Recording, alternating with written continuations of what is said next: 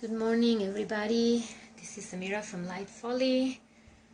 I haven't been here for a while. I've been trying to broadcast. I have a little issue going on and I couldn't, but I am planning on being here every Tuesday morning talking about something that is of interest to my followers and fellow photographers.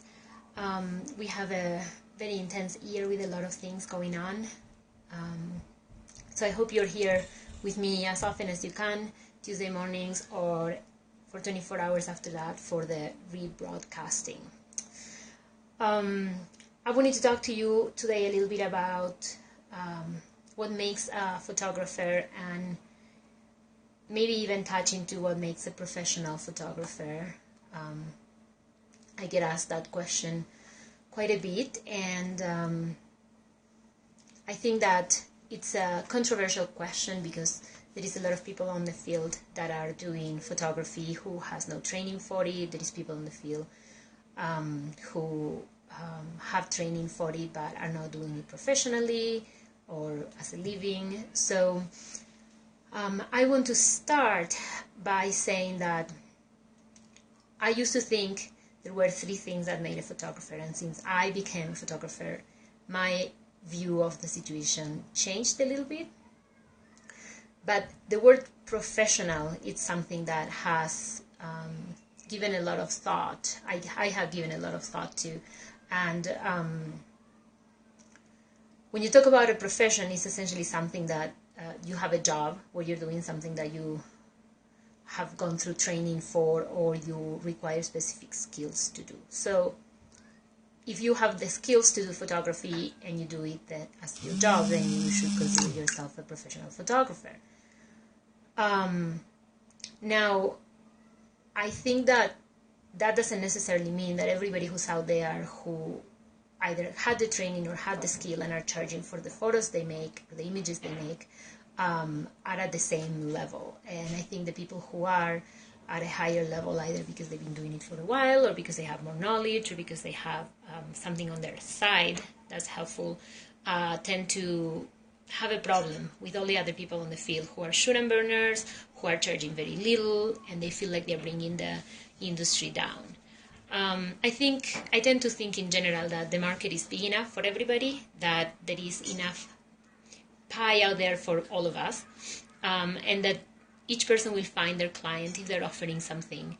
And if there is somebody out there who wants what you do, then I don't see anything wrong with that. Now let me show you a little diagram that shows what I thought for the longest time was what made a photographer. So I made this little diagram.